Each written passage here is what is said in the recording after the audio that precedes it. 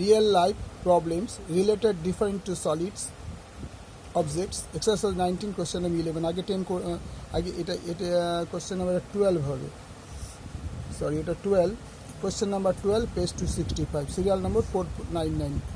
তাহলে একটি নিরেট লম্ববৃত্তাকার দণ্ডের প্রস্থচ্ছেদের ব্যাসার্ধের দৈর্ঘ্য 3.2 ডেসিমিটার। সেই দণ্ডটি গলিয়ে 21টি নিরেট গোলক তৈরি করা হলো। গোলকগুলির ব্যাসার্ধের দৈর্ঘ্য যদি 8 সেন্টিমিটার হয় তবে দণ্ডটির দৈর্ঘ্য কত ছিল হিসাব করে দিই। ভালো করে বুঝে নেবে অঙ্কটা। প্রস্থচ্ছেদ মানে কি? মনে করো একটা শসাকে কাটবে, শসাটা কীরকম লম্বা কাটে আর ডায়ামিটারটা হচ্ছে গোলাকার। তাই শসাটা কাটলে এটা হলো প্রস্থচ্ছেদ। তো প্রস্থচ্ছেদ শসাটা যখন তুমি উল্টে দেবে, যেখানে কেটে সেই পোর্শনটা তাকে দেবে একটা গোল সার্কেলের মতো হয়ে আছে, তাহলে সেইটা হচ্ছে ওর প্রস্থচ্ছেদ। তাহলে ওর একটা ব্যাসার্ধ হবে। তাহলে দেখো এখানে বলেছি কি, মনে করি লম্ব বৃত্তাকার দণ্ডের ব্যাসার্ধ 3.2, এটা ব্যাসার্ধ বলে দিই 3.2 ডেসিমিটার। তো দণ্ডটির আয়তন কত? পাই আর স্কোয়ার এইচ, নর্মাল ফর্মুলা, ঘন ডেসিমিটার। তো পাই হচ্ছে 3.2, আর এর বদলে 3.2 লেখা হচ্ছে 3.2 স্কোয়ার ইন্টু এইচ ঘন ডেসিমিটার। এবার জিনিসটা মনে রাখবে, তোমার কিন্তু চেয়েছে দণ্ড কত হিসাব করে দণ্ডটির দৈর্ঘ্য কত ছিল। তাহলে এটা কি ছিল? এটা কি 8 সেমি হয়ে গেল, আর ওটা ছিল ডেসিমিটার। তাই নিশ্চয়ই তুমি দুটো মিলাতে পারবে না।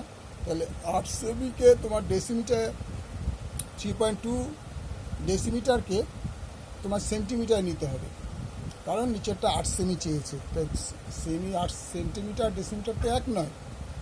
তাই আমরা জাস্ট তোমার বোঝানোর জন্য বলেছি, ভালো করে বুঝে নেবে। 3.2কে যদি আমি 10 দিয়ে গুণ করি তাহলে 32 হবে। 3.2 আছে, তার কাছে যদি 10 দিয়ে গুণ করি তাহলে কী হবে? 320 পিছন থেকে দশমিক দিয়ে একটা পয়েন্ট বসালে শূন্যটা কেটে যাবে, তাই শুধু 32 হবে। তাহলে পাই 32 স্কোয়ার এইচ ঘন সেমি। তাহলে ডেসিমিটার ঘন সেমি হয়ে গেল। কী করে হলো? না 10 দিয়ে ওকে গুণ করা হলো, অর্থাৎ ডেসিমিটারকে 10 দিয়ে গুণ করা হলো, তবেই সেটা 32 ঘন সেন্টিমিটার হয়ে যায়।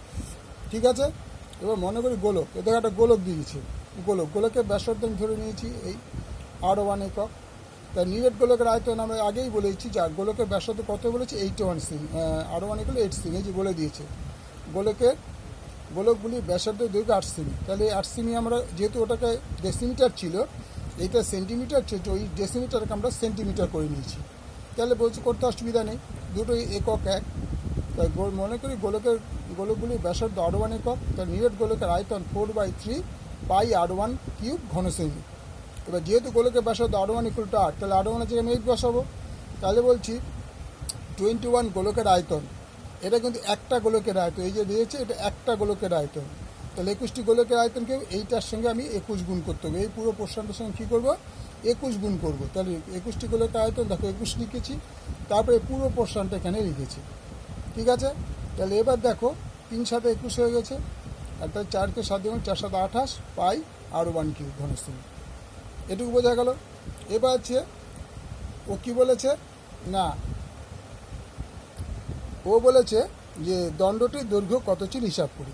তার মানে কি, যে নিরেট গোলকটা আছে, যে গোলকটা আছে, লম্ববৃত্তাকার দণ্ডটা আছে, এটা গলিয়ে যে মালটা পাওয়া যায়, যে মেটালটা পাওয়া যাবে, যে মেটালটা, সেই মেটাল দিয়েই 21টা গোলক তৈরি করতে হবে। আবার বুঝে নাও, এই যে নিরেট লম্ববৃত্তাকার দণ্ডের প্রস্থচ্ছেদের ব্যাস 3.2 বলেছে, এই 3.2টা দিয়ে তোমার এর উচ্চতা 1 বলেছ, কোথায় না এর উচ্চতা বার করিনি। তাহলে এই দণ্ডটা দিয়ে আয়তন আগে বার করতে হবে। আয়তন বার করলে আমার পাই আর স্কোয়ার এইচ। তাহলে এখানে আয়তন বেরিয়ে গেল, এটা এইচের মান আমি জানি না। এবার তাই গোলকটা তৈরি করা হলো। এবার এটা হচ্ছে টোটাল দণ্ডের আয়তন, অর্থাৎ এই দণ্ডটার আয়তন হচ্ছে এটা, কিন্তু আমার গোলক কটা করতে হবে? তাহলে গোলক করতে হবে 21টা। তাহলে আগে আমি দেখে নিই একটা গোলকের আয়তন কত হবে। দেখো মনে করি গোলকের ব্যাসার্ধ R1 একক, একটি নিরেট গোলকের আয়তন পাই আর 4/3 পাই R1 কিউব। এটা হচ্ছে একটা নিরেট গোলকের ব্যাসার্ধ। তো কটা গোলক হচ্ছে 21টি গোলক। তাহলে এইটার সঙ্গে 21 দিয়ে আমি গুণ করে পেয়ে গেলাম 28 পাই R1 কিউব ঘন সেন্টিমিটার। ঠিক আছে? তাহলে এইটার যে আয়তন হবে, এইটার আয়তন সমান হবে, কারণ ওই মালটা দিয়ে তো এটা তৈরি করে 21টা গোলক তৈরি করা হবে। তাহলে এইটার যে আয়তন হবে এইটার তাই, তাহলে পাই 32 স্কোয়ার এইচ ইন্টু 28 ইন্টু পাই R1 কিউব। তাহলে পাই কেটে গেল, তাহলে 32 square into H = 28 into cube. এবার এইচ = 32টা বসে নিচে, এর নিচে বসে যাবে। দেখো এটাকে কী লিখছে? 28, 8কে 3 বার লিখলাম, 8 × 8 × 8 বাই 32 গুণ 32, ঠিক আছে। তাহলে 8 দিয়ে গেলে 4 32, এই 8 দিকে 4 32 হয়ে গেল। এবার দেখো 2 দুগুণে 4, 2 দুগুণে আবার দেখো 4 32, 4 32, তাহলে কত 4। তাহলে এবার কী হচ্ছে 2 2 4কে 14 দুগুণে 28। তোমাদের একটা রাফ, এটা কিন্তু তোমাদের রাফ স্কেচ, তোমরা দেখে নাও, এটা কিন্তু ইউজ হবে না, এটা অঙ্কের মধ্যে আছে। 28 into 8 into 8 into 8 by 32 into 32, ঠিক আছে। 4 8 32, 4 8 32, আচ্ছা 4 7 কত হয় 28, 4 দুগুণে কত হয় 8, 7 দুগুণে 14, বুঝে গেলে। এটা তোমাদের বোঝানোর জন্য, এটা রাফ ROUGH, রাফ তোমাদের বোঝানোর জন্য, বুঝে গেলে। এটা কিন্তু এখানে এইটা কাটাকুটি করেও যা হবে, এটা কাটাকুটি করে তাই হবে। ওকে, ভালো লাগলে লাইক করো, শেয়ার করো,